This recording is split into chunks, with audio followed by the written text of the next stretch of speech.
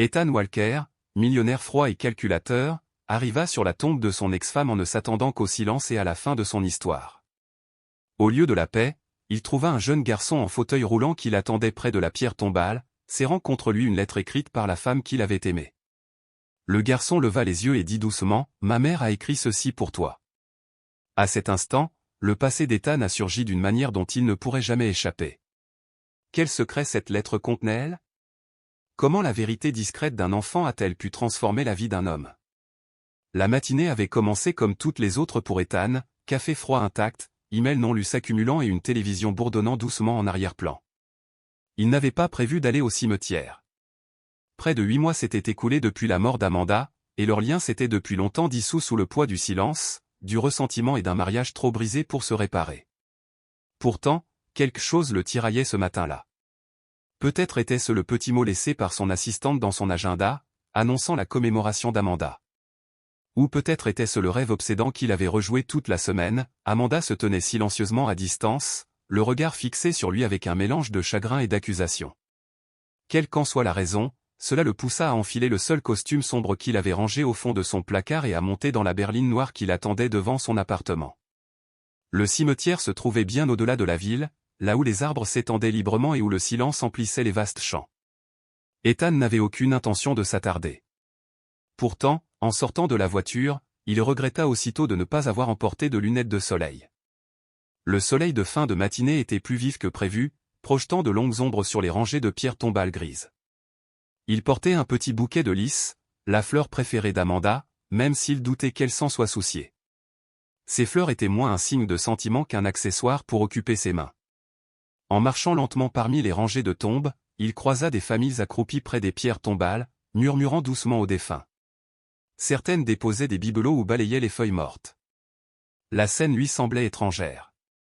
L'émotion n'avait jamais été un vêtement qu'il portait confortablement, et le chagrin était un rôle qu'il ne savait jamais vraiment jouer. Amanda avait été le cœur de leur relation, il avait été le calculateur. Autrefois, ils s'étaient aimés, ou du moins Amanda l'avait aimé. À sa mort, il ne restait plus qu'un silence qu'ils n'essayèrent jamais de combler. Ethan s'arrêta en apercevant sa modeste pierre tombale. Ce n'était pas le monument grandiose auquel on aurait pu s'attendre pour l'ex-femme d'un multimillionnaire. L'inscription disait « Amanda Grace Johnson, mère bien-aimée, esprit féroce ». Il n'y avait aucune mention d'Ethan. Elle avait choisi de reprendre son nom de jeune fille. Ce rejet subtil le blessa plus qu'il ne l'avait anticipé.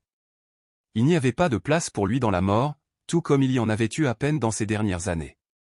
Il prit une longue inspiration et s'agenouilla maladroitement, déposant les lys au pied de la pierre tombale. Sa main s'attarda un instant, traçant la gravure. L'espace d'une seconde, un murmure de paix se posa sur sa peau. Il s'apprêtait à se lever et à partir lorsqu'un léger reniflement perça le silence. Il était si faible qu'il crut presque l'avoir imaginé ou jusqu'à ce qu'il l'entende à nouveau. En se retournant, les yeux d'Ethan se posèrent sur un petit enfant. Un garçon de 5 ou 6 ans était assis dans un fauteuil roulant noir à quelques mètres de lui, partiellement caché par la pierre près de la tombe d'Amanda. Sa peau brun foncé brillait doucement au soleil, ses grands yeux brillants de larmes. Il serrait fermement une lettre pliée dans ses petites mains. Les manches de son sweat à capuche trop grand luisaient sur ses doigts, et son expression était quelque chose qu'Ethan ne parvenait pas à définir entre le chagrin et l'attente. Le garçon ne broncha pas lorsque leurs regards se croisèrent. Il ne parla pas immédiatement. Il se contenta de fixer du regard, comme s'il attendait qu'on le reconnaisse. Mais Ethan ne le connaissait pas. Il n'avait jamais vu cet enfant auparavant. Pourtant, un profond sentiment de trouble s'installa dans son ventre, comme si quelque chose d'énorme s'était transformé. Quand l'enfant parla enfin, sa voix était fragile mais assurée. « Ma mère a écrit ceci pour toi », dit-il en soulevant la lettre d'une main tremblante. Son ton exprimait un étrange mélange d'innocence et de poids, comme quelqu'un récitant des mots qu'il comprenait à peine mais dont il savait qu'ils avaient un poids immense. Ethan cligna des yeux, figé sur place. Le monde semblait figé autour de lui, le chant des oiseaux s'était atténué, la brise s'était calmée. Il baissa les yeux sur la lettre, puis sur le garçon. « Que as-tu dit » demanda-t-il, la voix rauque d'incrédulité. « Ma mère, Amanda. Elle a dit que tu viendrais peut-être aujourd'hui. Elle m'a dit de te donner ça. » Les mots du garçon pesaient lourdement sur la poitrine d'Ethan. « Amanda. » La lettre. Aujourd'hui. Rien de tout cela n'avait de sens. Et pourtant, alors qu'il se tenait là, face à cet enfant qui prétendait la connaître, le sol sous ses pieds commença à s'incliner. Il s'avança prudemment, comme s'il craignait que le garçon ne disparaisse s'il agissait trop vite. « Comment t'appelles-tu » demanda Ethan, luttant pour calmer sa voix. Le garçon hésita, puis murmura « Caleb ». Ce nom résonnait dans la mémoire d'Ethan. Amanda n'avait jamais parlé d'enfant. Ils ne s'étaient rencontrés qu'une seule fois après leur divorce, une conversation froide et résolue, sans parler de nouveau départ ni de tourner la page. Et pourtant, Caleb était là, assis sur la tombe d'Amanda, tenant une lettre adressée à Ethan. « Comment me connais-tu » demanda Ethan, la gorge serrée. Caleb baissa les yeux, serrant le papier avec ses doigts. « Elle m'a parlé de toi. Elle a dit que tu l'aimais. » Ethan retint son souffle. Ce mot, amour, le blessa plus violemment qu'il ne l'aurait cru. Il lui parut définitif, trop définitif. Tremblant, il tendit la main vers la lettre. Caleb la lui tendit avec précaution, sans quitter Ethan des yeux. Le papier était usé, les bords usés par les manipulations. L'écriture était incontestablement celle d'Amanda, une cursive délicate qui écrivait clairement le nom d'Ethan au recto au pas de salutation, pas de conclusion, juste son nom. Ethan le fixait, osant à peine en toucher les bords, craignant qu'en le dépliant, il ne révèle quelque chose qu'il ne pourrait jamais effacer. « Est-ce qu'elle t'a donné ça avant de mourir » demanda Ethan. Caleb hocha la tête. « Environ une semaine avant. Elle a dit que tu devais savoir. » Ethan déglutit difficilement. Ce qui se trouvait dans l'enveloppe avait attendu 8 mois pour lui parvenir. Amanda avait fait confiance à un enfant, un garçon en fauteuil roulant, rien de moins pour lui confier un secret qu'elle ne pouvait partager elle-même. Cette pensée le terrifiait plus que tout. Il resta immobile, tenant la lettre comme si elle risquait de le brûler. Il regarda de nouveau Caleb et, pour la première fois, le vit vraiment la courbe de sa joue, la forme de ses yeux. Il y avait quelque chose de douloureusement familier. L'esprit d'Ethan, malgré lui, mais implacable, commença à reconstituer la chronologie et le silence, l'âge du garçon et la vérité non dite. Il commença à parler, mais ne put terminer. Caleb resta silencieux, se contentant de le regarder. Elle a dit que la lettre expliquerait tout, dit finalement le garçon avant de tourner lentement son fauteuil roulant vers la tombe d'Amanda. Un moment lourd flottait dans l'air chaud du matin, chargé de mots non prononcés et de vérités enfouies depuis trop longtemps. Le cœur d'Ethan battait fort tandis qu'il ouvrait lentement la lettre. Ses mains tremblaient légèrement tandis qu'il dépliait le papier fragile, usé par les nombreux contacts. L'encre avait pâli par endroits, mais l'écriture d'Amanda était reconnaissable entre mille, élégante, précise, profondément personnelle. La première phrase le frappa comme un coup de poing dans la poitrine. « Si vous lisez ceci, cela signifie que je suis parti, et il est temps que vous le sachiez. » Il marqua une pause, laissant ces mots reposer entre eux. Caleb resta immobile, face à la pierre tombale, silencieux mais vigilant, comme s'il attendait la réaction d'Ethan. Le regard d'Ethan parcourut les premières lignes, mais les mots devinrent flous devant lui. Déconcerté, en colère, effrayé, il leva les yeux. « Que suis-je censé savoir exactement, Caleb ?» Sa voix s'adoucit, passant de la confrontation à la confusion. Caleb se tourna lentement, scrutant le regard d'Ethan, peut-être en quête de compréhension ou de reconnaissance. « Tout ce qu'elle ne pouvait pas te dire, » répondit le garçon. « Elle m'a dit que je devais être courageux, car tu ne comprendrais pas tout de suite. » Le poids de ces mots fit qu'Ethan se sentit plus petit que jamais. Sa poitrine se serra, et il comprit que cette lettre était plus que de simples mots, c'était une confession. Assis au bord d'un banc de pierre à proximité, Ethan expira lentement, les yeux passant de Caleb au papier dans ses mains. « Commence par le commencement, » dit-il fermement, mais gentiment. « Qui es-tu vraiment » Caleb hésita, puis se redressa autant qu'il le put. « Je m'appelle Caleb Johnson. J'ai 6 ans. Amanda Johnson était ma mère, et elle a dit que tu étais censé être mon père. » Ethan sentit son visage se vider de tout son sang. Les mots ne lui parvinrent pas immédiatement. Son esprit s'emballa, reconstituant le temps, les souvenirs et les possibilités. « Non, ce n'est pas possible, » murmura-t-il. « Notre divorce a été prononcé il y a 7 ans. » Caleb hocha la tête solennellement. « Elle l'a découvert après. Elle ne te l'a pas dit. Elle a dit que tu ne la croirais pas. Ou peut-être ne voudriez-vous tout simplement pas la croire. » La voix du garçon n'exprimait aucune amertume, seulement une vérité froide et dure, ce qui rendait la situation d'autant plus douloureuse. Les yeux d'Ethan se plissèrent légèrement, non pas de colère, mais d'incrédulité. Elle ne prononça pas un mot, pas une seule fois. Même lorsqu'ils se rencontrèrent, juste avant la fin, sa voix s'éteignit. Il se souvint du dernier appel avec Amanda, bref, froid. Elle n'avait pas parlé de maladie, et encore moins d'enfants. Ce silence lui semblait désormais une profonde trahison. Caleb se rapprocha et s'arrêta devant Ethan. Elle a tout écrit dans cette lettre, dit-il. Je ne peux pas répondre à toutes tes questions, mais je peux rester jusqu'à ce que tu la lises. Puis il tendit à Ethan une deuxième feuille ou une qu'il n'avait pas remarquée auparavant, glissée derrière la première. Il y a plus, demanda Ethan, surpris. Oui, répondit Caleb. Elle a écrit 2 parties, une pour ton cœur, une pour ta mémoire. Ethan haussa un sourcil. On aurait dit Amanda, poétique et énigmatique. Il déplia la 2e page et reprit sa lecture. Cette fois, l'écriture était plus personnelle, plus crue même. Ethan, je t'ai caché ça, non par haine, mais par peur. Peur de ce que tu ferais. Peur de ce que cela ferait à Caleb. Il est né avec une maladie rare. Je ne voulais ni pitié, ni charité. Je voulais la paix. Ethan déglutit difficilement. Ces mots le transpercèrent plus profondément que tout ce qu'Amanda lui avait dit de son vivant. Il pouvait presque entendre sa voix dans chaque phrase mesurée, posée, mesurée, mais douloureusement émue. Il a ton regard et ton obstination, mais il a mon cœur. Je l'ai élevé du mieux que j'ai pu, mais maintenant il aura besoin de plus que ce que je peux lui donner. J'espère que tu es assez fort pour devenir ce que je n'étais pas sûr que tu puisses devenir un jour. Ethan s'arrêta de lire, la gorge en feu. Il leva les yeux vers Caleb, qui l'observait en silence. « Tu te souviens qu'elle était malade ?» demanda Ethan. « Oui, » dit Caleb doucement. Mais elle ne voulait pas que j'aie peur, alors elle souriait toujours. Même quand elle ne pouvait plus marcher, même quand elle ne pouvait plus manger, je savais que quelque chose n'allait pas. Je l'entendais pleurer la nuit. Ces mots touchèrent Ethan plus fort que la lettre ne le ferait jamais. Le poids de l'enfance silencieuse et résiliente du garçon commença à se dévoiler devant lui. « Tu m'as déjà demandé de mes nouvelles ?» demanda Ethan, presque effrayé par la réponse. Caleb hocha la tête. « Tout le temps. Elle racontait des histoires, mais jamais avec ton nom.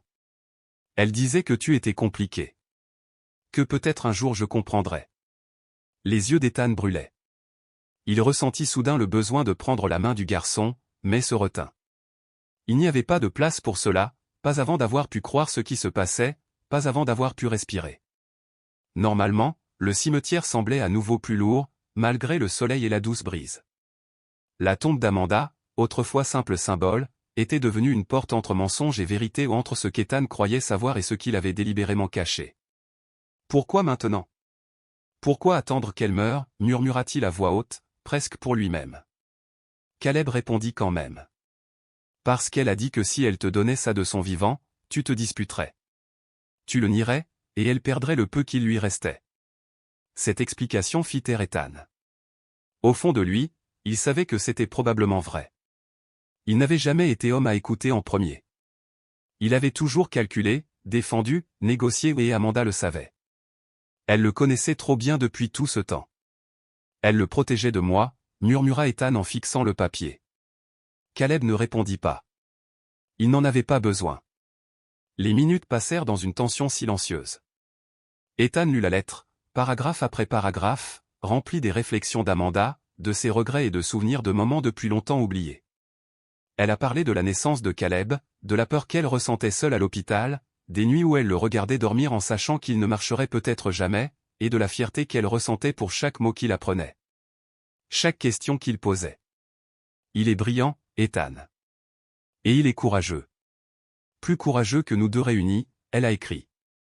Ethan referma doucement la lettre et regarda à nouveau le garçon. Ce n'était plus l'enfant de quelqu'un d'autre. Il n'avait pas encore de preuves, pas d'ADN, pas de photos, juste une lettre et une voix, mais quelque chose au fond de lui avait déjà capitulé. « Tu veux aller quelque part ?» demanda-t-il soudainement. Caleb cligna des yeux. « Où ? Je ne sais pas. Juste sortir d'ici. Peut-être manger quelque chose. Parler. » Caleb hésita. d'accord, mais j'aime les crêpes. Ethan esquissa un léger sourire, le premier depuis ce qui lui sembla être des années. Ce sont des crêpes. Alors qu'il quittait la tombe, Ethan poussa doucement le fauteuil roulant de Caleb vers la voiture. Il n'avait pas de réponse. Il n'avait pas de plan. Mais il avait un garçon, une lettre et une seconde chance qu'il n'avait jamais espérée. Et pour l'instant, c'était suffisant. Ethan était assis au volant de sa berline noire, agrippé au volant comme si c'était le seul moyen de le rattraper. Caleb était assis sur le siège passager, grignotant tranquillement le coin d'une serviette de la petite crêperie où il s'était arrêté. Il n'avait pas beaucoup parlé pendant le repas, juste partagé l'espace. C'était étrange et inhabituel pour Ethan, qui avait l'habitude de contrôler les conversations, de les orienter vers la stratégie, l'efficacité et les résultats. Mais il n'existait aucune stratégie pour y parvenir, aucun indicateur permettant de mesurer le poids d'une vérité si profondément enfouie. Elle avait remodelé les contours de sa vie sans qu'il ne s'en rende compte. La lettre reposait sur ses genoux, les mots d'Amanda attendant qu'il termine ce qu'il n'avait pas supporté de commencer plus tôt. Le moteur éteint et les fenêtres entr'ouvertes, laissant entrer le doux bourdonnement du monde extérieur, Ethan déplia finalement la dernière page et commença à lire, non pas comme un homme d'affaires ou un sceptique, mais comme un homme essayant de récupérer un peu de quelque chose qu'il avait perdu il y a longtemps, l'amour, le temps, peut-être même lui-même. Nous n'étions pas censés finir comme ça, Amanda avait écrit « mais je ne pouvais plus me battre seule. Tu as cessé de m'entendre, et j'en ai eu assez de crier malgré ton silence. » Les yeux d'Ethan le piquaient. Il se souvenait des longues nuits au bureau, des dîners manqués, des disputes glaciales qui se terminaient toujours par le départ de l'un d'eux. Amanda avait pleuré une fois, assise par terre dans la cuisine à 2 heures du matin, un test de grossesse positif à la main. Il avait à peine levé les yeux de sa tablette. J'avais peur, elle a continué dans la lettre, mais pas de la maternité, de le faire sans toi. Je t'ai donné plus de chance que tu ne le méritais, Ethan. Mais au final, j'ai dû choisir entre m'accrocher à quelqu'un qui s'éloignait sans cesse ou construire un monde où Caleb n'aurait jamais à supplier pour être vu. Ethan déglutit difficilement. Les mots étaient lourds, tranchants, écrits non pas pour punir, mais pour expliquer. Pour la première fois, il ne se sentait pas accusé. Il se sentait exposé. Caleb remua sur le siège à côté de lui. Tu es de nouveau silencieux, dit le garçon doucement, hésitant. Ethan plia la lettre et la déposa délicatement sur le tableau de bord, comme si elle était sacrée. Il y a beaucoup de choses à penser, répondit-il. Caleb hocha la tête, comme s'il comprenait bien plus qu'un enfant de son âge ne devrait le faire. Était-elle en colère contre toi, demanda-t-il. Ethan prit une grande inspiration avant de répondre. Non, je pense qu'elle était juste fatiguée. Caleb regarda par la fenêtre. Elle était très fatiguée. Cette observation discrète eut plus de poids qu'Ethan ne l'aurait cru. Il comprit qu'Amanda n'avait pas seulement caché sa grossesse, mais aussi sa douleur, son déclin et sa lutte pour élever un enfant aux besoins complexes, tout en luttant contre une maladie dont il ignorait même la présence. Ce n'était pas seulement la vérité qui faisait mal, c'était le peu d'efforts qu'il avait fait pour la remarquer. Il reprit la lettre et continua à lire. Je ne voulais pas que Caleb grandisse dans l'ombre de ton absence. Alors, je t'ai dépeint comme un voyageur, un homme en quête de grandes choses. Je lui ai dit que tu étais courageux, même si je ne l'étais pas. Bien sûr, si tu étais gentil, je ne t'aurais pas menti, Ethan. Je lui ai juste donné la meilleure version de toi que je pouvais imaginer. Cette phrase l'avait touché plus profondément que tout autre. Amanda avait protégé leur fils non seulement de l'abandon, mais aussi de l'amertume. Elle lui avait créé un père imaginaire alors que le véritable s'était évanoui dans les salles de conseil, les fusions et les vols vers des villes dont il se souvenait à peine. Elle t'a raconté des histoires, demanda Ethan. Caleb hocha la tête, un léger sourire éclairant son visage. Elle a dit que tu lui avais un jour construit une étagère de toutes pièces, même si tu étais nul, et que tu lui avais tenu la main pendant un orage parce qu'elle avait peur du tonnerre. Ethan sourit, doux amer. Les deux étaient vrais. La bibliothèque s'était effondrée au bout de 2 semaines, et elle avait toujours peur du tonnerre. Les souvenirs revinrent spontanément, Amanda riant sous un parapluie, les cheveux humides, son regard s'accrochant au sien comme si elle perçait le masque de son ambition. Elle avait toujours été ainsi, directe, chaleureuse, inébranlable dans son espoir. Et il l'avait minée petit à petit, à chaque appel manqué, à chaque fois qu'il avait choisi l'entreprise plutôt qu'elle. Il se souvenait du dernier anniversaire qu'ils avaient passé ensemble. Il lui avait envoyé des fleurs avec la mauvaise date sur la carte. Elle n'en avait jamais parlé, elle avait juste souri. Et c'était pire, d'une certaine manière. Elle avait cessé de lui demander de se souvenir. La lettre n'était pas seulement une confession, c'était un témoignage de résilience. Je veux que tu saches que je ne te déteste pas, elle a écrit vers la fin. J'ai arrêté de croire que tu serais là pour nous. Et quand on cesse de croire en quelqu'un, l'amour devient un souvenir. Ethan s'essuya les yeux du revers de la main, surpris de voir à quel point il le piquait. Il se tourna à nouveau vers Caleb. Tu veux savoir comment j'étais? Vraiment? Caleb pencha la tête, réfléchissant. Oui, mais seulement si tu dis la vérité. Ethan gloussa, un son rauque sortit de sa gorge. Assez juste. Il a commencé à parler de qui il avait été, de qui il pensait être et de qui il réalisait peu à peu qu'il devait devenir. Il a parlé à Caleb de sa peur de la vulnérabilité, de l'immense pression qu'il s'imposait pour réussir, et de la façon dont cette pression incessante avait progressivement repoussé tout le reste. Caleb l'a écouté attentivement, vraiment non pas avec admiration ou jugement, mais avec une présence calme et réconfortante. Maman a dit un jour, tout le monde a peur de quelque chose, et Caleb a ajouté pensivement, même les héros. Ethan l'a regardé profondément, comprenant la vérité de ses mots. Elle avait raison. J'avais peur d'être vu, car si quelqu'un voyait la vraie personne, il comprendrait peut-être que je ne valais pas la peine qu'on reste, avoua-t-il. Caleb fronça doucement les sourcils. Ce n'est pas vrai. Pourtant, elle était restée à sa manière. Ethan hocha lentement la tête. Oui, c'était vrai. Alors que le soleil de l'après-midi baissait, projetant des traînées dorées sur le tableau de bord, Ethan fixait la route devant lui, empli d'incertitude. Il n'avait aucune idée de ce qu'il faisait. Il n'avait aucune expérience de père, surtout pour un garçon comme Caleb, dont la force s'était forgée au cours de combats silencieux qu'Ethan lui-même n'avait jamais menés. Mais une chose était sûre, il ne s'en irait pas. Pas cette fois. Pas une fois de plus. Caleb le regarda avec espoir. On peut aller la voir demain. Ethan sourit à un sourire fragile et sincère. On peut y aller aussi souvent que tu veux, dit-il.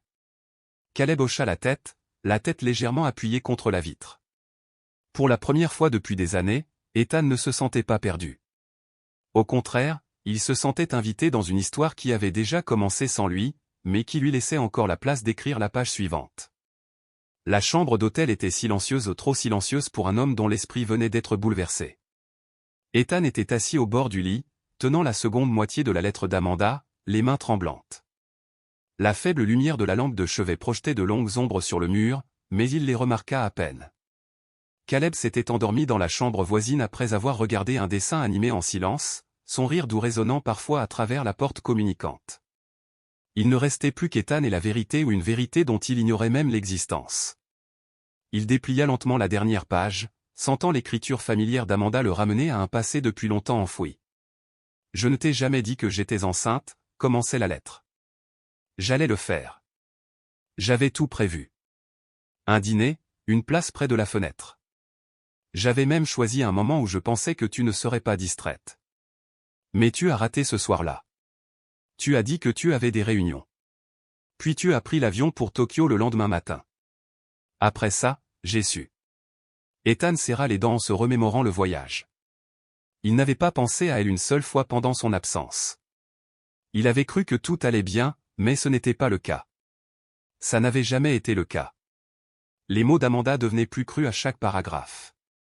Quand je l'ai appris, j'ai regardé le test pendant 1 heure, attendant que la deuxième ligne s'efface, mais ce n'était pas le cas. J'ai appelé ma sœur. J'ai pleuré. Je me suis roulé en boule dans la salle de bain et je suis resté là jusqu'à ce que le carrelage froid touche mon visage. Je voulais te le dire, Ethan. Elle marqua une pause, puis poursuivit, je voulais te le dire, mais je savais ce qui allait se passer. Tu analyserais la situation comme une décision professionnelle. Tu demanderais du temps et de l'espace, et j'étais déjà submergé par les deux. Ethan expira en tremblant et ferma les yeux un instant. Chaque décision qu'il avait prise était logique, calculée. Il se targuait de maîtriser la situation, mais ce contrôle lui avait tout coûté. Amanda n'avait pas eu besoin d'un stratège. Elle avait eu besoin d'un partenaire. Et lorsqu'il ne s'est pas présenté, elle a fait ce qu'elle avait toujours fait, survivre seule. Elle a porté Caleb seule, a accouché sans lui, a donné un nom à leur fils sans le lui dire et pendant tout ce temps, elle n'a jamais rien demandé. Puis vint la partie qui le brisa. Caleb est né avec une maladie appelée amyotrophie spinale de type 2, ou SMA. Les médecins disaient qu'il ne marcherait peut-être jamais, que sa vie serait pleine d'épreuves. Mais il était parfait à mes yeux. Je ne voulais pas de pitié, surtout pas de la part de quelqu'un qui ne voulait pas être là. Alors, je ne vous l'ai pas dit. Amanda a admis, je me suis dit que c'était pour le protéger, mais en réalité, c'était pour m'empêcher de te voir partir une deuxième fois. Ethan laissa tomber la lettre sur ses genoux, se couvrant le visage des deux mains. Un sanglot survint soudain rauque, guttural, comme il ne s'était jamais permis de ressentir depuis des années. Il ne pleurait ni la trahison ni le choc. Il pleurait le temps perdu ou les chambres d'hôpital où il n'était jamais entré, les premiers pas qu'il n'avait jamais faits, chaque opération que son fils avait subie sans son père à ses côtés. Il pleurait pour Amanda, pour le fardeau insupportable qu'elle avait porté et pour la force qu'il lui fallait pour élever un enfant handicapé tout en mourant elle-même. Mais surtout, il pleurait pour Caleb, un garçon dont le courage le faisait honte. Lorsqu'il releva enfin les yeux, la lettre était toujours là, attendant. Ethan la ramassa d'une main tremblante et continua sa lecture. Il est brillant, Ethan. Il parle comme un professeur et rit comme s'il n'avait jamais connu la douleur. Pourtant, c'est le cas. Il a subi opération après opération, piqûre après piqûre, et pourtant, il chante le matin. Tu devrais l'entendre. Tu devrais le connaître. Il le mérite.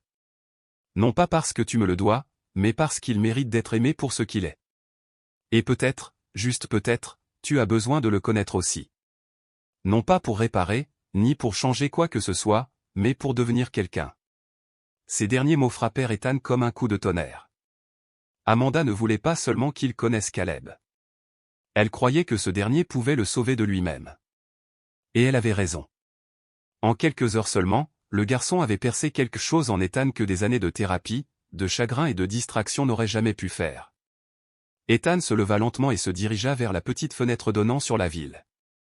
La lumière s'étendait devant lui comme des étoiles, lui rappelant à quel point il avait progressé et à quel point il était tombé loin de tout ce qui comptait.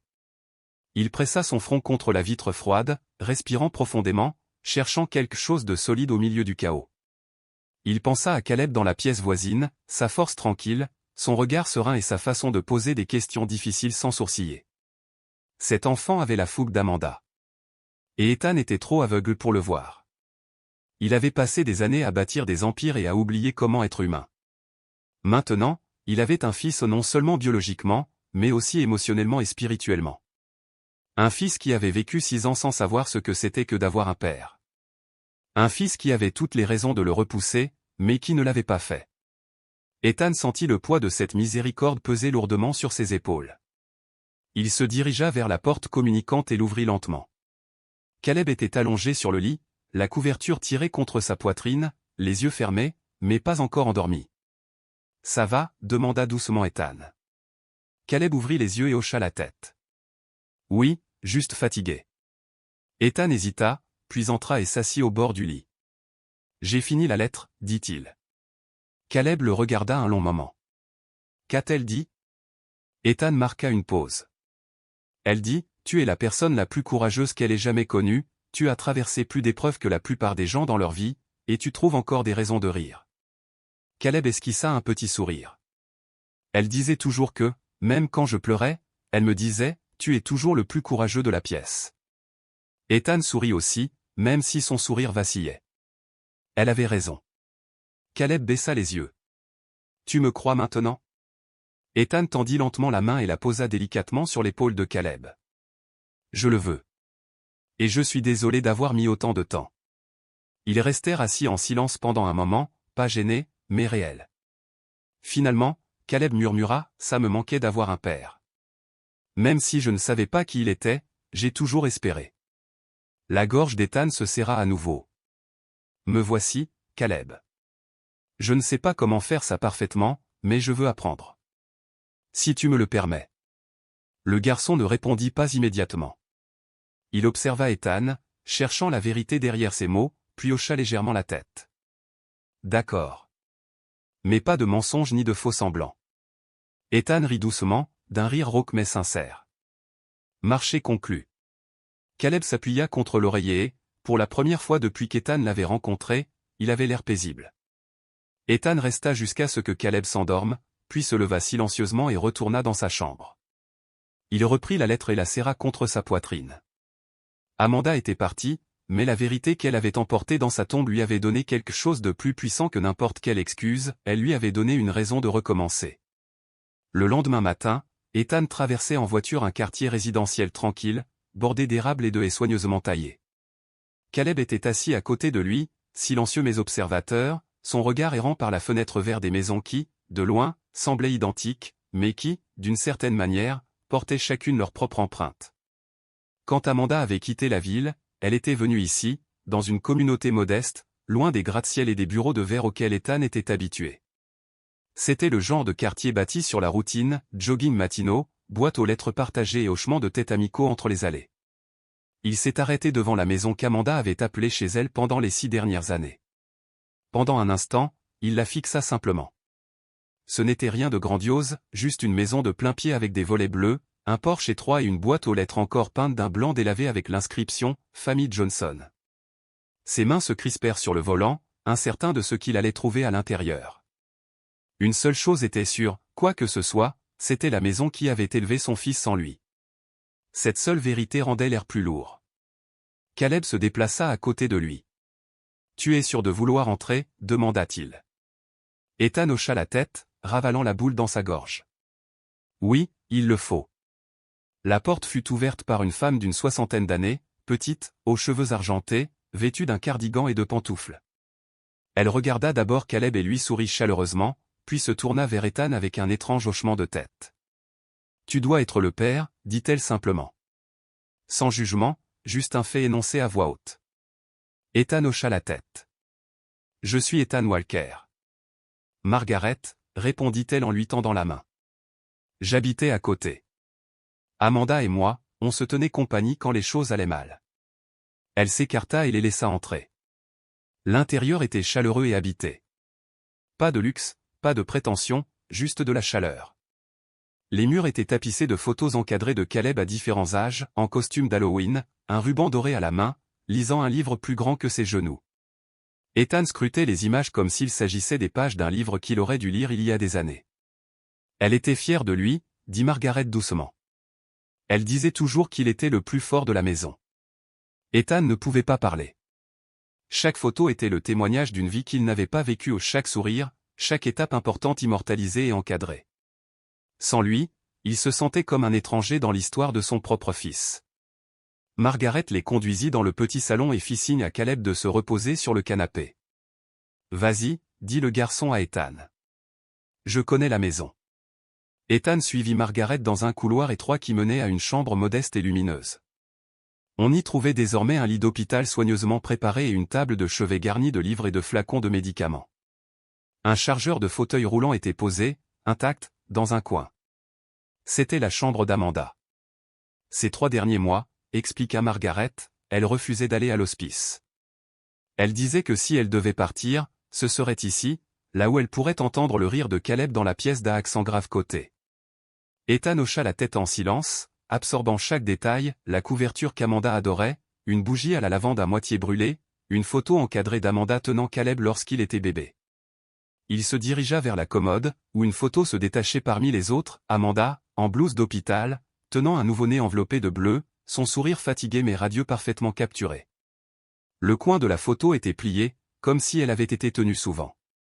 Elle ne l'a jamais jeté, dit Margaret doucement. Elle a dit que ça lui rappelait la valeur de la douleur. D'un petit tiroir, Margaret sortit une tablette et l'alluma. Elle enregistra quelque chose. Ethan hésita avant de la prendre. L'écran s'illumina, révélant Amanda au plus mince que dans ses souvenirs, les cheveux enveloppés d'un foulard, les yeux cernés mais toujours brillants. Elle était assise, appuyée contre des oreillers, respirant faiblement mais régulièrement. « S'il regarde ça, commença-t-elle, alors je suppose que je suis parti. Et s'il regarde ça, c'est qu'il est resté assez longtemps pour s'en soucier. » Ethan s'assit lentement au bord du lit, les yeux rivés sur l'écran. La voix d'Amanda n'exprimait ni reproche ni colère. « Caleb m'a encore demandé de tes nouvelles aujourd'hui. Je lui ai dit que tu étais un homme bien, avant que le monde ne te fasse oublier la douceur. je lui ai dit que s'il te rencontrait un jour, il devrait te demander des nouvelles de la bibliothèque que tu m'avais construite, celle qui est tombée en ruine en 3 jours. Elle rigola doucement, puis toussa, sa voix se brisant. Ethan, si tu vois ça, j'espère que tu me pardonneras. Et plus encore, j'espère que tu trouveras le moyen de te pardonner. Lorsque la vidéo s'est terminée, Ethan est resté immobile pendant un long moment, le silence pesant sur sa poitrine comme un poids lourd. Margaret posa doucement une main sur son épaule et attendit. Chaque nuit, dit-elle, elle regardait par la fenêtre, espérant qu'Ethan s'engagerait dans l'allée, jusqu'au bout. Ethan sentit quelque chose s'effondrer en lui, pas violemment, mais avec la finalité silencieuse de la compréhension. Amanda n'avait pas seulement élevé Caleb, elle avait aimé Ethan même lorsqu'elle avait cessé de lui faire confiance. Elle avait cru en lui-même lorsqu'elle savait qu'elle ne devait pas. « Je ne la méritais pas », murmura-t-il. Margaret n'était pas en désaccord. Elle le regarda simplement avec bienveillance. Elle n'avait pas besoin que tu sois parfait, Ethan. Juste présent. Ces mots résonnèrent plus fort que tout ce qu'il avait lu ou entendu. Il avait toujours voulu plus de contrats, plus de contrôle, plus de temps. Et finalement, il avait fui le seul endroit qui lui en avait jamais demandé moins.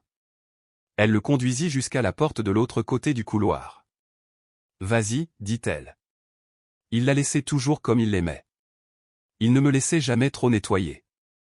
Il disait que sa mère la faisait parfaitement. Ethan poussa la porte et entra.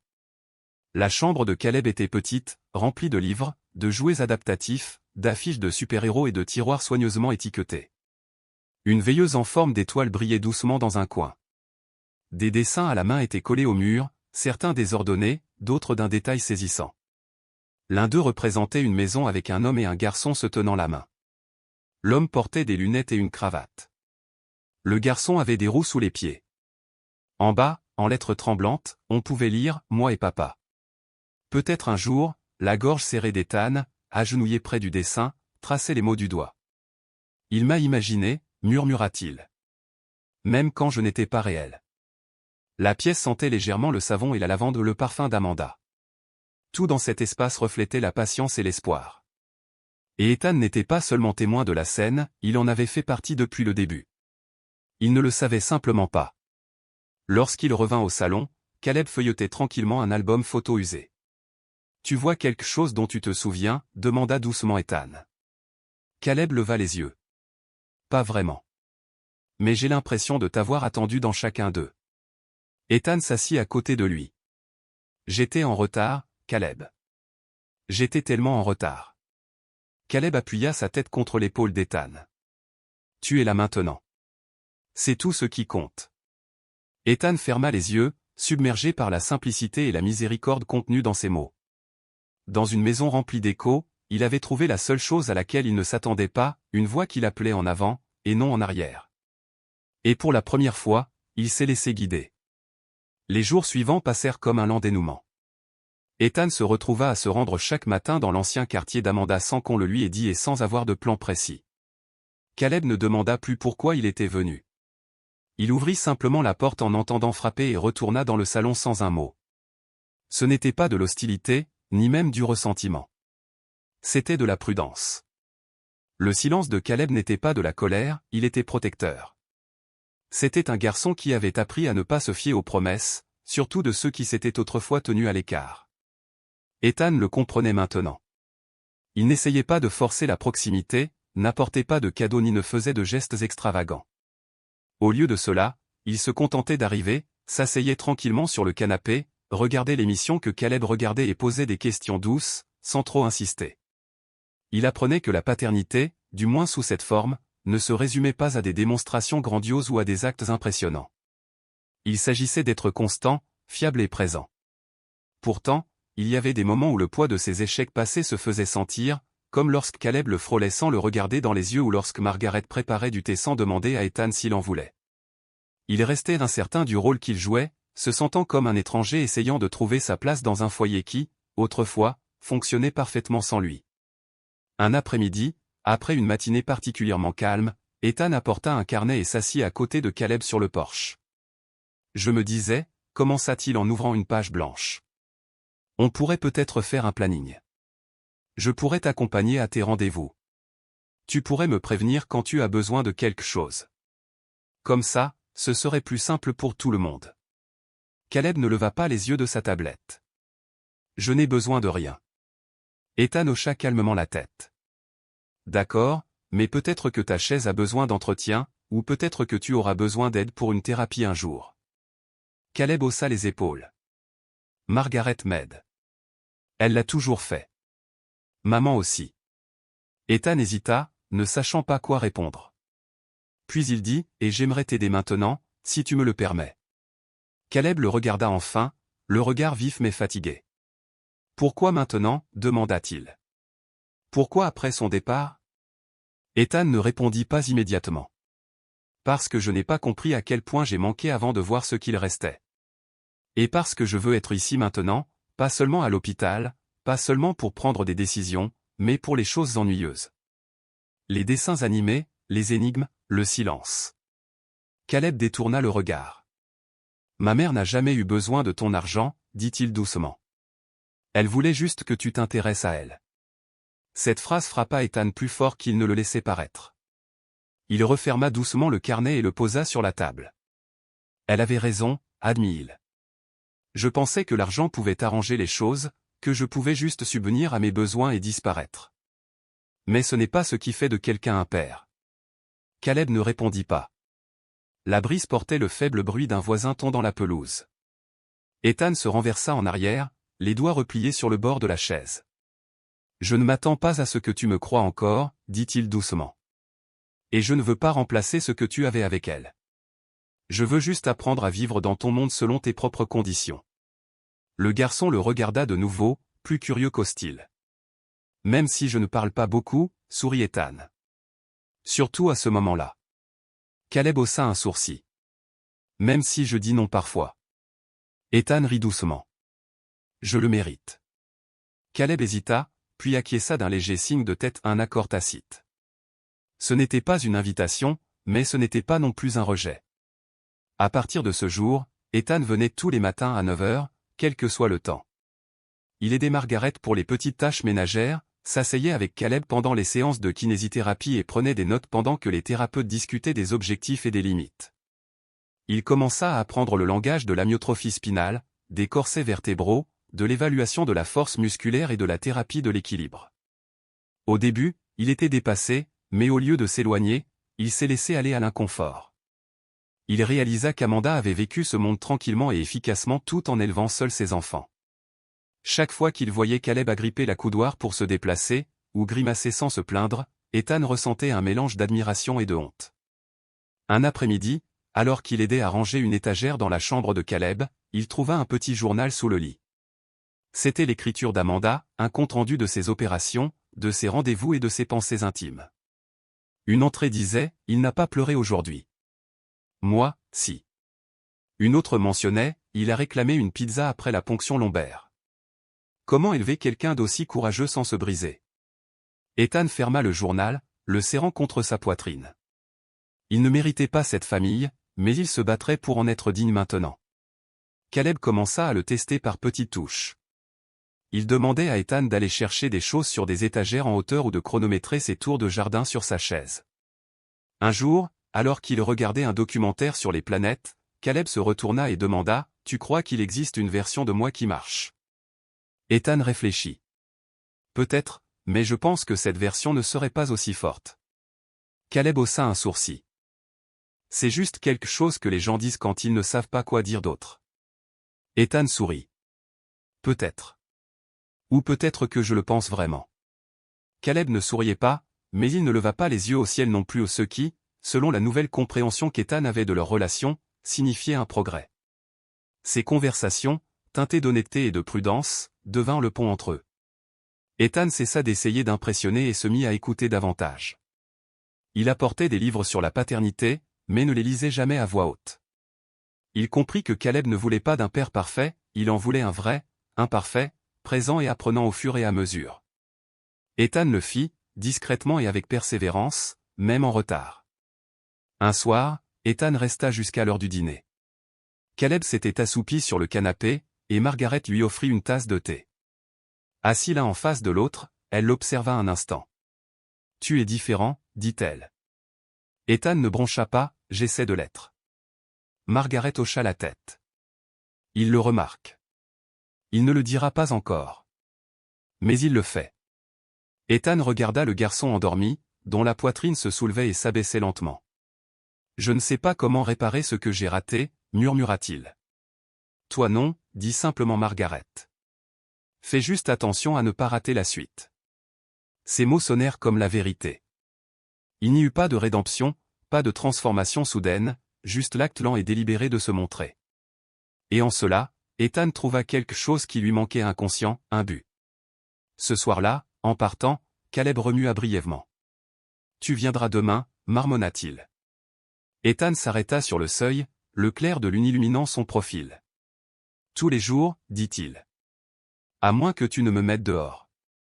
Caleb bâilla. Peut-être, mais pas demain.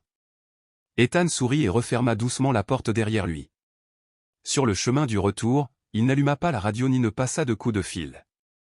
Il laissa le silence l'emporter, l'immergeant dans un rôle qu'il n'avait jamais imaginé pour lui-même, mais qu'il ne pouvait désormais plus imaginer abandonner. La réaction a commencé discrètement, d'abord par des murmures, puis par les gros titres. Ethan avait manqué 3 réunions de direction consécutives et retardé 2 contrats internationaux sans explication. Pour un homme réputé pour sa précision et sa ponctualité, cet écart a suscité l'inquiétude. Lorsque son assistante a tenté de protéger sa vie privée en invoquant des raisons familiales, les spéculations ont explosé. En quelques jours, les tabloïds ont eu vent de la situation. L'héritier secret, le magnate de la technologie Ethan Walker, se retire d'Empire pour s'occuper d'un enfant handicapé. L'histoire s'est répandue comme une traînée de poudre. Les experts ont remis en question son état mental, les concurrents ont célébré un potentiel vide de pouvoir et les actionnaires ont exigé des réponses. Le cirque médiatique a dépeint Ethan sous des couleurs contrastées, philanthrope téméraire, père absent devenu messie, ou homme s'effondrant sous le poids de la culpabilité. Ethan ne répondit pas. Il ne fit aucune déclaration. Au lieu de cela, il servit un bol de céréales à Caleb, l'aida à ajuster les repose-pieds de son fauteuil roulant et se présenta à la séance de kiné avec un sourire qui dissimulait à peine sa fatigue. Son monde ne se mesurait plus au cours de la bourse, mais au progrès constant d'un garçon qui autrefois sursautait à son contact et qui maintenant lui tendait la main. À huis clos, la pression s'intensifia. L'équipe juridique de son entreprise organisa une intervention privée et une conversation stratégique. Elle eut lieu dans la salle de conférence du Penthouse surplombant la ville qu'Ethan avait autrefois conquise. La salle était remplie de costumes, d'avocats, de directeurs financiers, de 2 membres du conseil d'administration et de son conseiller personnel, Marcus Leblanc, un homme qui l'avait servi fidèlement pendant plus de 10 ans. Ethan, commença Marcus d'une voix basse mais directe.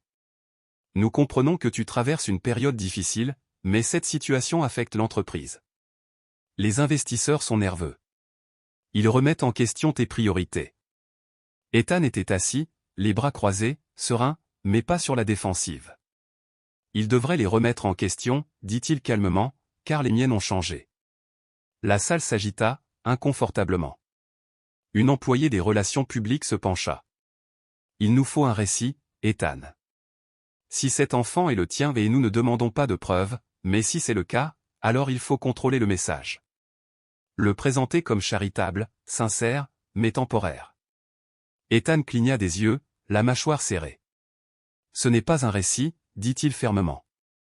C'est mon fils. Le silence qui suivit fut lourd et stupéfait. C'est à ce moment-là que tout bascula.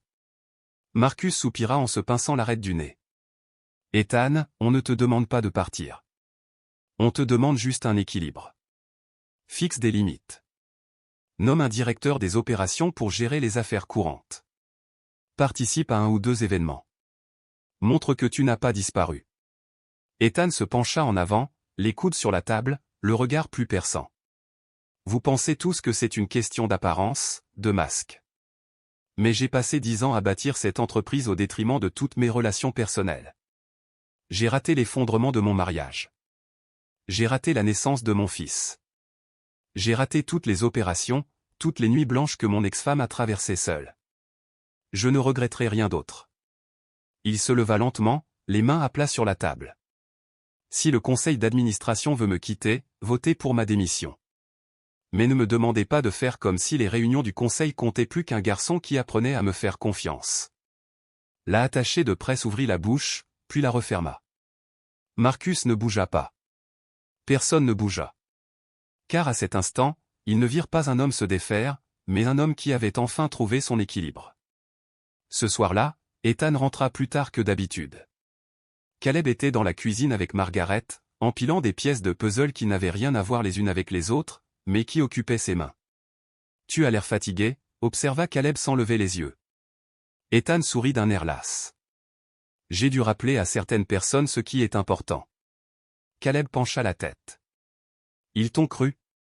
Ethan s'assit à côté de lui.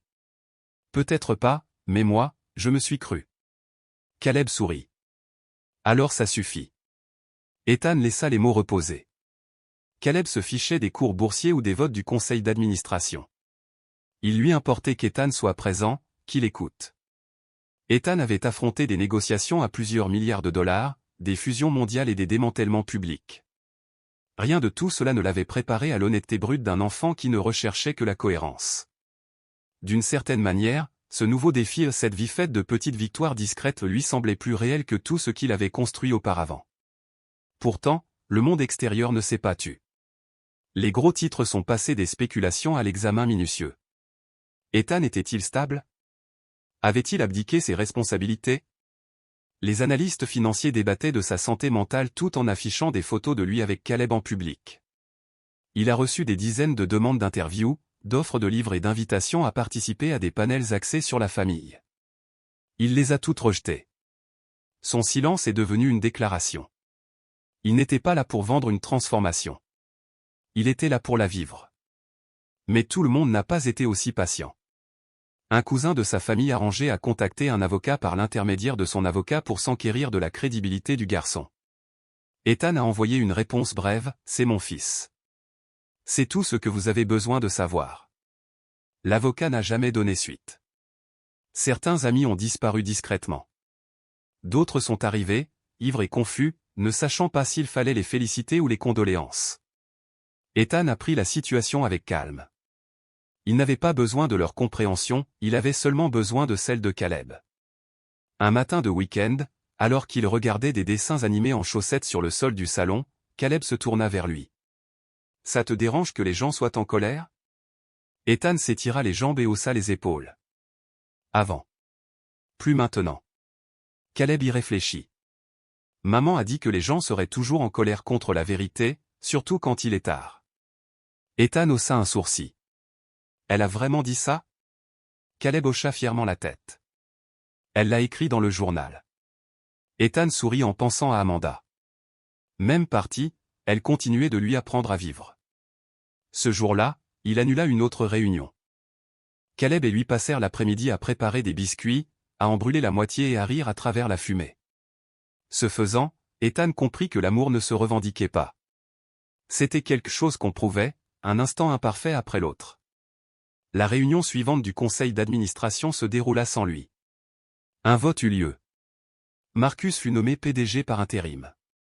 Certains parlèrent de déchéance, d'autres d'exil volontaire. Ethan, de liberté. Il avait troqué les réunions de conseil contre des histoires du soir, les rapports trimestriels contre des séances de kinésithérapie. Pour la première fois, il ne voyait pas cela comme un sacrifice, mais comme un retour à quelque chose de plus honnête, à quelqu'un de plus humain. Il n'était pas Ethan Walker, le bâtisseur d'empire. Il était juste le père de Caleb. Et dans le miroir, maintenant, c'était suffisant. La chambre d'hôpital était petite et stérile, bourdonnant de machines qui émettaient des bips et des scintillements rythmiques. Caleb était allongé sur le lit, le visage pâle sous la lumière fluorescente, les yeux clos mais tremblants sous les paupières. Un fin filet de sang séché s'accrochait au bord du bandage qui encerclait le bas de sa colonne vertébrale. L'opération s'était déroulée comme prévu. Les médecins étaient optimistes, mais la convalescence serait lente et délicate. L'intervention visait à réduire la pression sur ses nerfs et à apaiser la douleur qu'il cachait depuis des mois. Ethan ne l'avait pas quitté depuis leur arrivée. Il lui avait tenu la main pendant toute la durée de la séance préopératoire. Ses nerfs lui murmuraient des histoires pour le calmer. Des heures plus tard, il était assis, affalé dans le fauteuil visiteur, les yeux injectés de sang d'épuisement et d'inquiétude. pour un homme qui avait autrefois négocié des contrats de plusieurs milliards de dollars en dormant 5 heures, il apprenait que l'investissement émotionnel lui prenait plus d'énergie que n'importe quelle bataille de conseil d'administration. Margaret avait proposé de rester, mais Caleb avait exigé autre chose. Juste lui, avait-il dit. Ethan resta donc là, observant chaque respiration monter et descendre, espérant et priant non pas au sens religieux du terme, mais avec une humanité désespérée au que ce garçon se réveille et croit encore en lui. Quand Caleb remua pour la première fois, ce fut avec un gémissement groggy et un lent clignement des yeux. Ethan se pencha en avant, les doigts agrippés à la coudoir. « Salut, mon pote » murmura-t-il. « Tu vas bien. Tu es de retour. » Caleb cligna de nouveau des yeux, les lèvres sèches, la voix rauque. « Ça a marché » Ethan hocha vivement la tête. Le médecin a dit que tout s'était passé comme prévu. Tu es un champion. Caleb esquissa un faible sourire, les commissures des lèvres se crispant. Tu as pleuré? La question surprit Ethan. Il rit doucement. Oui, un peu. Peut-être plus qu'un peu. Caleb ferma de nouveau les yeux, mais murmura, ce n'est rien. Elle pleurait à chaque fois, elle aussi. Elle n'avait besoin d'aucune explication. Amanda était désormais une présence constante, non seulement dans leurs souvenirs, mais dans chaque espace qu'ils occupaient. Plus tard, lorsque l'infirmière est entrée pour vérifier les constantes et confirmer l'absence de complications, Ethan a demandé s'il pouvait passer la nuit. Le personnel le connaissait déjà par son nom. Il n'était plus Monsieur Walker, PDG. Il était simplement le père de Caleb. Ils apportèrent un lit de camp et une couverture. Cette nuit-là, Ethan dormit à peine, mais cela ne le dérangeait pas. Il y avait quelque chose de apaisant dans le simple rituel d'être là, de respirer dans la même pièce, d'attendre aux côtés de quelqu'un qui lui faisait confiance. Au cours des jours suivants, la guérison se fit par petites vagues. Caleb a retrouvé son énergie, a commencé à manger des repas légers et a finalement entamé des séances de kinésithérapie depuis son lit d'hôpital. Le processus était douloureux. Il serrait les dents lors des levées de jambes et grimaçait lorsque les infirmières ajustaient son corset. Mais Ethan était toujours là, offrant des encouragements, des blagues de mauvais goût et sa présence désormais familière. Durant ces moments de calme, il créait de nouvelles routines. Ethan lisait à voix haute les romans de science-fiction préférés de Caleb avant de se coucher. L'après-midi, il jouait aux échecs lentement sur un échiquier de voyage qu'Amanda avait utilisé lors des précédentes hospitalisations de Caleb. Un matin, lors d'une partie particulièrement lente, Caleb demanda « Tu as joué aux échecs avec elle aussi ?» Ethan marqua une pause au milieu d'un coup, les doigts planant au-dessus de la tour. « Non, j'étais toujours trop occupé. » Caleb fronça les sourcils. « Tu n'étais pas trop occupé, là. » Ethan posa la tour. « J'étais stupide à l'époque. Je pensais que le travail comptait plus. » Le garçon hocha la tête, mais ne répondit pas. C'était Caleb, il absorbait tout, révélant rarement ses pensées immédiatement. Le silence qui suivit ne fut pas pesant, c'était une reconnaissance mutuelle qu'il reconstruisait quelque chose, brique par brique, quelque chose qui n'avait presque jamais existé auparavant. Le 5e soir, après que les lumières se soient tamisées et que les machines se soient tues, Caleb rompit le silence par une question qui figea Ethan. « Pourquoi n'es-tu pas venu avant ?» Les mots étaient doux, mais leur poids allait bien au-delà de leur son. Ethan posa le livre, ses pages se refermant dans un silence sourd. Il s'assit en avant, la voix basse et rauque. « Parce que j'étais trop aveugle pour voir l'essentiel. » Caleb ne le regarda pas, « Elle ne te manquait pas ?» La voix d'Ethan se brisa. « Tous les jours, mais je me disais qu'elle n'avait pas besoin de moi. Je me disais que j'étais trop occupé pour réparer ce que j'avais cassé. Et j'avais peur. » Caleb tourna lentement la tête. « Tu as peur de moi. » Ethan secoua vivement la tête. « Jamais de toi. J'avais peur de ce que je verrais en moi si je revenais. J'avais peur qu'elle me dise que tu étais mieux sans moi. Et je crois qu'une partie de moi le croyait. » Le garçon ne parla pas tout de suite. Lorsqu'il le fit enfin, sa voix était plus assurée que celle d'Ethan. Elle dit, « Tu étais courageux avant d'avoir peur de ton ombre. » Ethan laissa échapper un rire étranglé. Ça lui ressemble tout à fait. Caleb esquissa un sourire narquois. Elle avait raison. Les journées se succédaient, thérapie, repas, médicaments et moments de croissance tranquille. Ethan commença à voir chez Caleb des choses qu'il n'avait pas remarquées auparavant, sa façon de mémoriser le nom des infirmières et leur goûter préféré, d'encourager les autres enfants en salle de réveil et de demander un dessert supplémentaire juste pour le partager avec la fillette du lit voisin. Caleb dégageait une gravité, une force tranquille qui défiait sa petite taille et son dossier médical. Ethan se surprenait souvent à l'observer, non pas comme un père hésitant sur sa place, mais comme un homme admiratif devant quelqu'un de bien plus courageux que lui. Le garçon ne se plaignait pas et ne se demandait pas pourquoi la vie lui avait tracé ce chemin. Il avançait simplement, s'adaptant au fur et à mesure. Un matin, lors d'une séance de thérapie particulièrement difficile, Caleb se tourna vers Ethan, le front perlant de sueur. « Es-tu fier de moi ?» La gorge d'Ethan se serra plus qu'il ne l'aurait jamais cru possible. Caleb sourit. « Bien. Alors arrête d'avoir l'air si effrayé chaque fois que j'utilise mes jambes. » Ethan rit et s'essuya le visage d'une main sèche. Marché conclu. Au bout de 2 semaines, les médecins déclarèrent que Caleb était suffisamment rétabli pour rentrer chez lui. Margaret avait préparé la maison, des draps propres, des provisions fraîches et une nouvelle pile de livres de la bibliothèque. Lorsqu'Ethan emmena Caleb dans le salon, le garçon regarda autour de lui, comme s'il était à la fois familier et étranger. « C'est différent », a-t-il déclaré. Ethan hocha la tête.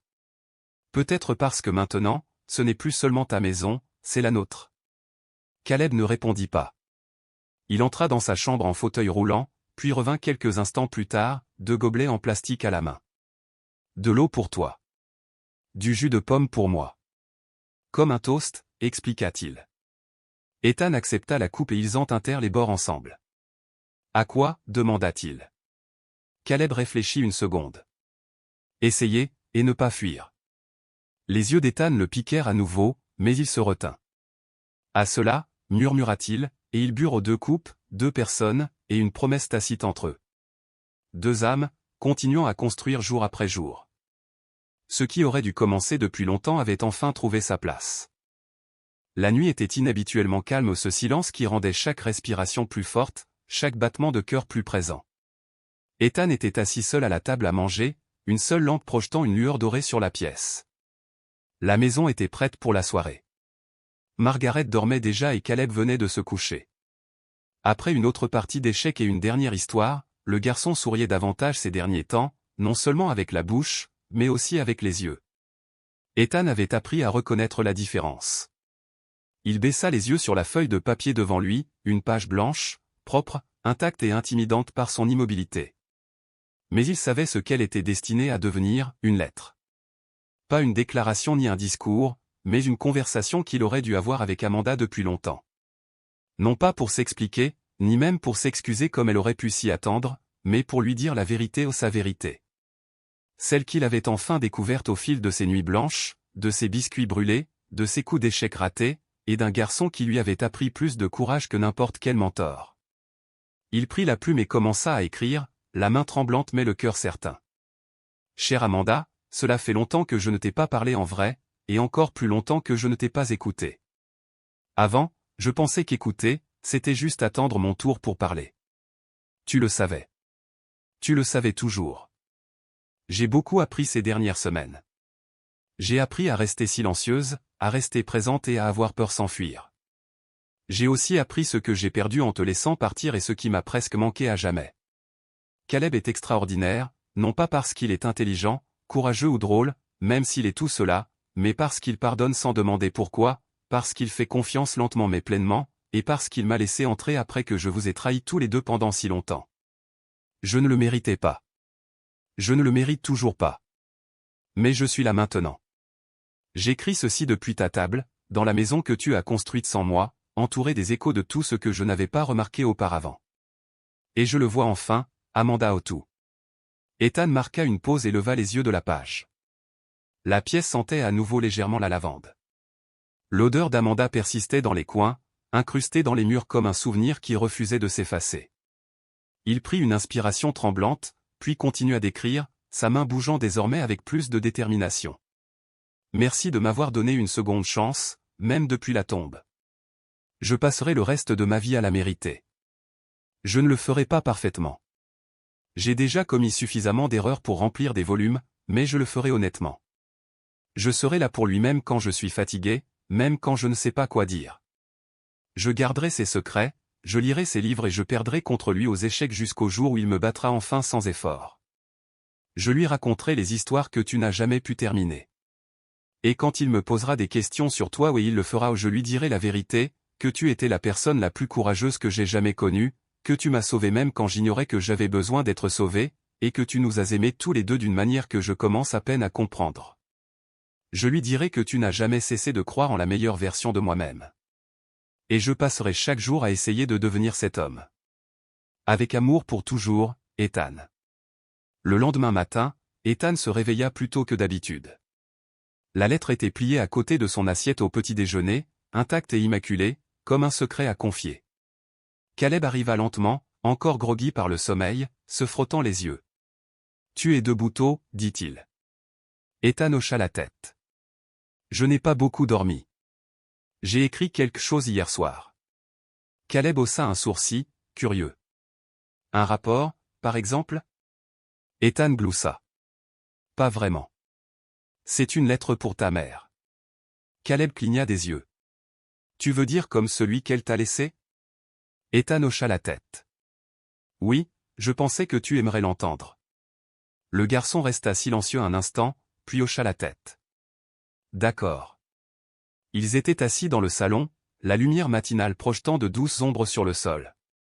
Ethan déplia la lettre et commença à lire à voix haute, d'une voix grave mais assurée, chaque mot posé et empreint d'une révérence silencieuse. Caleb ne parlait pas pendant qu'Ethan lisait. Il écoutait simplement profondément, intensément, comme si entendre la lettre permettait à la voix d'Amanda de résonner. Quand Ethan a atteint la ligne d'arrivée, « Tu nous as aimés tous les deux d'une manière que je commence à peine à comprendre », sa voix se brisa. Il s'éclaircit la gorge, luttant pour garder son sang-froid. Il y eut un long silence. Puis Caleb, sans un mot, tendit la main. Ethan baissa les yeux, surpris. Caleb n'avait jamais initié un tel contact. Lentement, il tendit la main et prit celle de son fils dans la sienne. C'était chaleureux, léger et stable. Pour la première fois, Ethan sentit quelque chose changer non pas chez Caleb, mais en lui-même. Ce n'était pas du pardon. Ce n'était pas une conclusion. C'était quelque chose de plus profond, l'acceptation. Le silence entre eux était doux, sacré. Caleb finit par murmurer, « Elle aurait aimé cette lettre. » Ethan sourit. « Je l'espère. » Le garçon hocha la tête. « Et tu parles mieux maintenant. » Ethan rit doucement, mais sincèrement. « J'avais un bon professeur. » Caleb sourit. « Ce serait moi. » Ethan lui serra la main. « Exactement. » Ils restèrent assis là un moment, sans avoir besoin d'en dire plus. La lettre avait fait son effet. Elle avait comblé l'écart entre culpabilité et guérison, entre passé et présent. Ethan ignorait ce que l'avenir lui réservait. Mais il savait qu'aujourd'hui, cet instant, était la preuve que la rédemption ne se trouve pas dans les grands gestes, mais dans l'honnêteté. Plus tard dans l'après-midi, Ethan replia la lettre et la glissa dans une nouvelle enveloppe. Ensemble, Caleb et lui retournèrent au cimetière. Le soleil était haut et le vent était doux. Ils se tenaient côte à côte devant la tombe d'Amanda. Ethan déposa l'enveloppe au pied de sa pierre tombale, délicatement alourdie par une pierre peinte par Caleb des semaines auparavant. Elle était couverte de volutes vertes et dorées, les couleurs préférées d'Amanda. Caleb murmura quelque chose qu'Ethan ne comprit pas, puis leva les yeux. « Elle serait fière de toi. » Ethan sentit les larmes lui monter à nouveau, mais cette fois, il ne résista pas.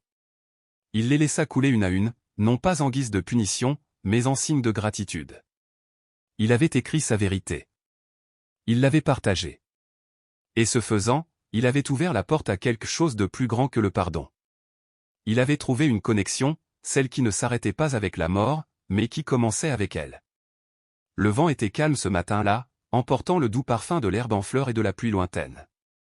Le cimetière, pourtant calme et silencieux comme toujours, semblait différent maintenant. Ni lourd, ni hanté, juste paisible. Ethan poussa le fauteuil roulant de Caleb le long du chemin de gravier familier, à un rythme tranquille. Près de 6 mois s'étaient écoulés depuis que la lettre d'Amanda avait bouleversé la vie d'Ethan. Pourtant, se retrouver parmi les tombes, c'était comme si le temps ne s'était pas écoulé. Ils avaient fait de cette visite un rituel, venant une fois par mois avec des fleurs fraîches et des mots qu'ils n'avaient jamais répétés. Ethan n'avait plus besoin de se demander pourquoi il était venu. Il savait simplement que c'était important. Et Caleb, autrefois méfiant et hésitant, avait commencé à apporter quelque chose de son cru à chaque fois, un dessin, une citation, un souvenir. Aujourd'hui, coincé entre ses doigts, se trouvait un morceau de papier plié. « As-tu écrit quelque chose » demanda doucement Ethan. Caleb hocha la tête, l'air indéchiffrable. « Oui. » « Pas une lettre, juste quelques mots. » Ethan n'insista pas. Il savait désormais que Caleb partagerait tout ce qu'il voulait, quand il serait prêt. Ils arrivèrent à la tombe d'Amanda et restèrent silencieux. La pierre tombale était restée la même, simple, digne, avec son nom et les mots « Mère bien-aimée, esprit féroce ». Une petite photo gravée dans le coin supérieur la montrait souriante, figée à jamais dans un moment dont Ethan pouvait à peine se souvenir, mais qu'il ne pourrait jamais oublier. Caleb se rapprocha et posa le papier plié à côté de la pierre, alourdi par une pierre lisse et plate qu'ils avaient récupérée sur un sentier près du lac la semaine précédente. Amanda avait adoré ce lac. Caleb l'ignorait, mais il l'avait choisi pour leur escapade du week-end. C'était le genre de lien qu'Ethan ne remettait plus en question, mais appréciait. Caleb s'éclaircit la gorge. Sur le papier déjà posé contre la pierre, on pouvait lire « Merci, maman. Il m'a retrouvé ». La poitrine d'Ethan se serra. Il ouvrit la bouche pour parler, mais la simplicité de ces mots le submergea. Ils étaient porteurs de plus que de gratitude, ils étaient porteurs d'une conclusion. Non pas définitive, mais d'une manière qui fermait la boucle et ouvrait une porte. Il s'accroupit à côté de son fils, effleurant le bord de la pierre de ses doigts. « Elle aurait adoré ça », murmura-t-il. Alors que le soleil du matin montait, les ombres autour d'eux se déplaçaient. Ethan jeta un coup d'œil à Caleb, observant son visage plus âgé, plus sûr de lui. Il y avait encore des opérations à venir, encore des défis, encore de longues nuits et des questions sans réponse. Mais ils les ont affrontés ensemble. Ils avaient des routines, des rires, et même des disputes maintenant à propos de l'heure du coucher, pour savoir si les gaufres étaient supérieurs aux crêpes, pour savoir quel super-héros était le plus sous-estimé. Ethan était devenu non seulement un soutien de famille, mais aussi un père non pas par titre, mais par ses efforts. Il connaissait les humeurs de Caleb, son parfum de glace préféré, le ton exact qui lui indiquait son besoin d'espace.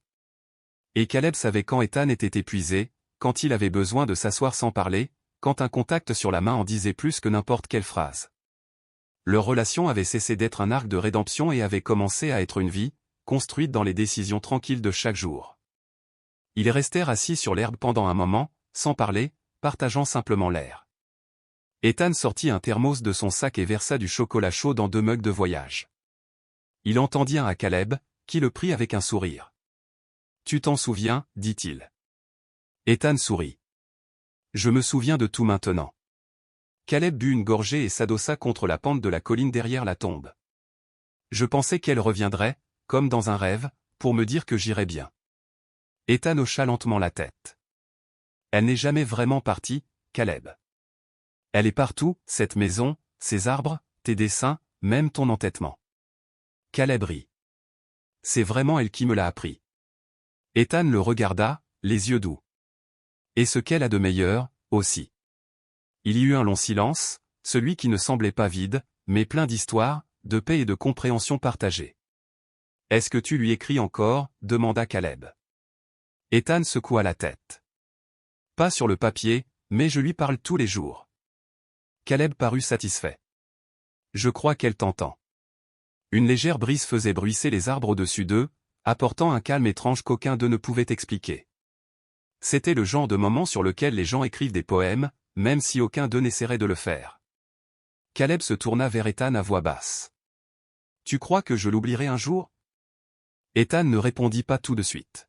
« Non, dit-il finalement. Tu te souviendras d'elle différemment non pas avec douleur, mais avec force, avec gratitude. Tu te souviendras de son combat acharné, de son amour et de ce qu'elle t'a donné juste assez pour devenir exactement qui tu es. » Caleb ne parla pas pendant un moment, puis hocha la tête. « Alors je continuerai à lui écrire. Même si c'est juste dans ma tête. » Ethan posa doucement une main sur son épaule. Elle aimerait ça. La tombe ne ressemblait plus à un lieu de perte. Elle ressemblait à un lieu de continuité, un point de contrôle sur le chemin. Ils marchaient toujours ensemble. Alors que l'après-midi s'installait, Ils ont emballé leurs affaires, un thermos, une couverture et quelques petites pierres que Caleb avait ramassées pour décorer la base de la pierre tombale. Avant de partir, Caleb regarda une dernière fois en arrière. « On peut revenir la semaine prochaine ?» demanda-t-il. Ethan sourit. « Toutes les semaines, si tu veux. » Ils reprirent le même chemin qu'à l'arrivée, les pierres crissant sous leurs roues et leurs pas. Mais cette fois, ils ne se sentaient pas comme des visiteurs. Ils ressentaient quelque chose de complètement différent, comme deux vies brisées et dispersées, maintenant reconstituées, pas parfaitement, mais volontairement. Il y aurait toujours des cicatrices, certaines visibles, d'autres invisibles, mais il y avait de la beauté dans ce qui restait, dans ce qu'ils choisissaient de construire à partir de cela. Alors qu'ils atteignaient le portail, Caleb saisit à nouveau la main d'Ethan. Ce n'était pas dramatique, juste une corde silencieuse, un rappel. Ethan le saisit avec précaution. Il ne parlait pas. Il n'en avait pas besoin. Amanda avait écrit le début de l'histoire, mais c'était eux qui écrivaient le reste.